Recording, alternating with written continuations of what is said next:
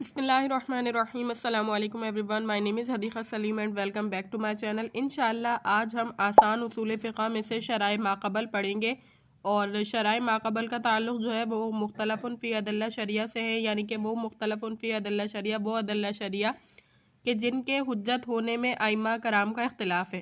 یعنی کچھ ائمہ کرام کہتے ہیں کہ اس کو دلیل شرعی کے طور پر ہم لیں گے اور اس سے مزید مسائل کو استدلال کریں گے، اور کچھ ائمہ کرام کہتے ہیں کہ اس سے مزید مسائل کا استنباط اور استدلال نہیں کیا جا سکتا۔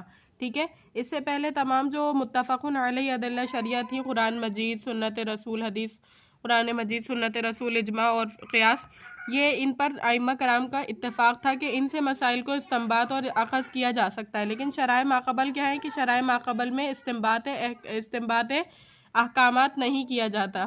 ٹھیک ہے، شرائع ماقبل یعنی کہ بعض ائمہ کے نزدیک اس کے ذریعے سے جو ہے استنباط احکام کیا جاتا ہے، اور بعض کے نزدیک نہیں کیا جاتا۔ اسی وجہ سے اس کا تعلق جو ہے وہ مختلف فی ادلہ شریعہ سے ہے۔ ٹھیک ہے، دونوں میں فرق سمجھ آ گیا ہوگا۔ تو اب شرائع ماقبل کیا ہے، اس کی ڈسکرپشن کو ہم پڑھتے ہیں کہ پہلی آسمانی کتابوں کو کہ وہ احکام جو بحالت موجودہ ان کتابوں میں موجود ہیں اور قرآن و حدیث میں ان کا ذکر نہیں، ان کا تو کوئی اعتبار نہیں۔ ٹھیک ہے، پہلی آسمانی کتابوں میں کوئی باتیں موجود ہیں لیکن قرآن و حدیث میں اس کا ذکر نہیں ہے، تو ان کا کوئی اعتبار نہیں ہے، ہمارے نزدیک وہ کوئی کسی اہمیت کے حامل نہیں ہے۔ کیوں؟ اس لیے کہ یہ محرف کتابیں ہیں۔ ٹھیک ہے، یہ محرف کتابیں، البتہ پہلی امتوں کے جو احکام کتاب و سنت میں مذکور ہیں وہ 3 طرح کے۔ اب ہمارے لیے وہ حجت کیوں نہیں ہے؟ وہ احکام جو توریت، زبور، انجیل میں تو موجود ہے لیکن قرآن مجید میں موجود نہیں ہے یا حدیث میں موجود نہیں ہے، تو ہمارے لیے یہ احکام توریت، زبور، انجیل کے یہ اس لیے حجت نہیں ہے کیونکہ اگر یہ درست ہوتے تو قرآن مجید میں اس کا ذکر ہوتا، اور اس لیے بھی نہیں ہے کہ یہ کتابیں محرف ہیں، یعنی تبدیلی بہت زیادہ آ گئی ہے، رد و بدل اس میں ہو گیا ہے۔ اب رد و بدل کی وجہ سے اس کی اصلی ہیئت جو اللہ تعالیٰ نے نازل کی تھی تورات، زبور، انجیل میں، وہ اب اس ہیئت پر باقی نہیں ہے۔ اس کی وجہ سے یہ ہمارے نزدیک کیا نہیں ہے؟ حجت نہیں ہے، اس لیے ان کو محرف کتابوں کی وجہ سے ہمارے نزدیک اس کا اعتبار نہیں ہوگا۔ البتہ پہلی امتوں کے جو احکام کتاب و سنت میں مذکور ہیں وہ 3 طرح کے۔ پہلی کتابوں کے جو احکام کتاب و سنت میں مذکور ہیں وہ کتنی طرح کے؟ 3 طرح کے۔ ٹھیک ہے، ان میں سے اول کیا ہے کہ وہ جن کے منسوخ ہونے کی صراحت موجود ہے۔ اس کا کیا مطلب ہے کہ توریت، زبور، انجیل میں کوئی حکم موجود ہے اور قرآن مجید میں اس کے منسوخ ہونے کی صراحت موجود ہے۔ ٹھیک ہے، جیسے کہ اللہ تعالیٰ کا ارشاد وَعَلَى الَّذِينَ هَادُوا حَرَّمْنَا كُلَّ ذِي ظُفْرٍ وَمِنَ الْبَقَرِ وَالْغَنَمِ حَرَّمْنَا عَلَيْهِمْ شُحُومَهُمَا إِلَّا مَا حَمَلَتْ ظُهُورُهُمَا أَوِ الْحَوَايَا أَوْ مَا اخْتَلَطَ بِعَظْمٍ ذَلِكَ جَزَيْنَاهُمْ بِبَغْيِهِمْ وَإِنَّا لَصَادِقُونَ۔ صحیح، یعنی اللہ تعالیٰ نے فرمایا کہ اور ان لوگوں پر ہادو یعنی جو یہودی تھے، حرمنا ہم نے حرام کر دیا، کل ذی ظفرن یعنی ہر ناخن والا جانور، ومن البقری اور گائے میں سے، والغنمی بکری میں سے، حرمنا ہم نے حرام کر دیا، علیہم ان پر، شہومہما ان کی چربیوں کو، الا ما حملت ظہورہما سوائے وہ جو ان کی پیٹیں اٹھاتی ہیں یعنی پیٹوں پر ہوتی ہیں، اول حوایا یا اوجڑی، او مختلط بعظم ذالکا اور وہ گوشت جو مختلط اور وہ جو جڑی ہوئی ہو یا متصل ہو، بعظم ہڈیوں سے، ذالکا یہ جزیناہم ان کی جزا ہے، ببغیہم ان کی سرکشی کی، وَإِنَّا لَصَادِقُونَ اور بلا شبہ ہم سچے۔ تو یہ احکام اس امت میں قابل عمل نہیں ہے، یعنی یہ بات جو ہے نا پچھلی امت کے لیے تھی اور اب اس امت کے لیے یہ بات نہیں ہے۔ وہ جن کے اس امت کے لیے باقی رہنے کی صراحت کر دی گئی۔ پہلی والی بات میں کیا تھا؟ صراحت نہیں تھی، یعنی کہ ان کے منسوخ ہونے کی صراحت کی گئی تھی، یعنی مشروع ہونے کی صراحت نہیں تھی۔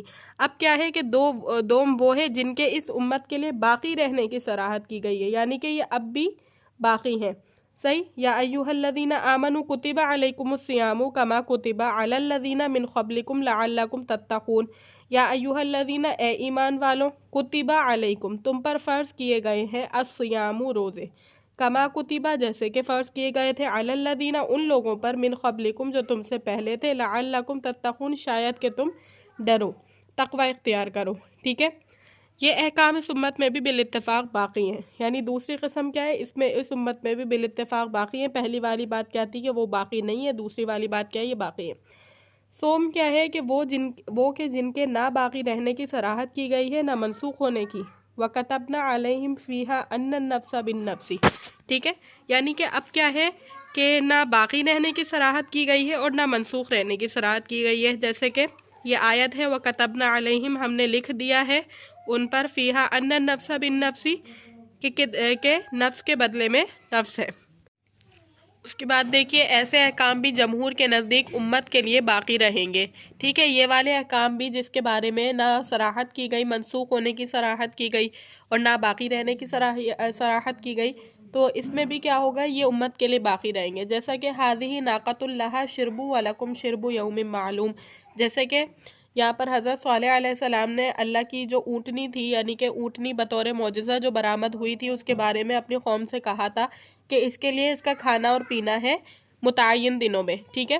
تو اس آیت سے استدلال کیا، یعنی یہ آیت نا پرانے صحیفوں میں بھی موجود ہے اور اب قرآن مجید میں بھی موجود ہے، لیکن اب اس کے بارے میں صراحت نہیں کی گئی کہ امت محمدیہ کے لیے یہ ہے یہ بات یا نہیں ہے، یا منسوخ ہو گئی ہے یا مشروع ہے، کچھ نہیں ہے۔